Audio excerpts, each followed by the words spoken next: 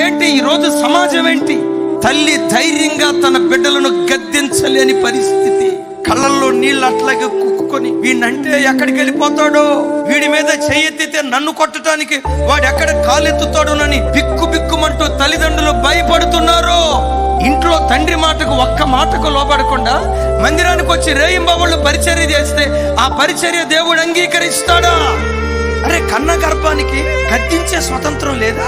రెక్కల ముక్కలు చేసుకొని కష్టపడుతున్నారే, చెమటోడ్చి మట్టి పని చేసి చిరిగిపోయిన బట్టలు వేసుకొని, మాస్కులు వేసుకొని, బనియన్ వేసుకొని వాళ్ళ రక్తాన్ని చెమట రూపంలో దారపోసి కార్పొరేట్ స్కూల్లో చదివించారే, కార్పొరేట్ కాలేజీలో చదివించారే. ఓ యవన కుమారుడా, ఒక్క మాట తండ్రి మీద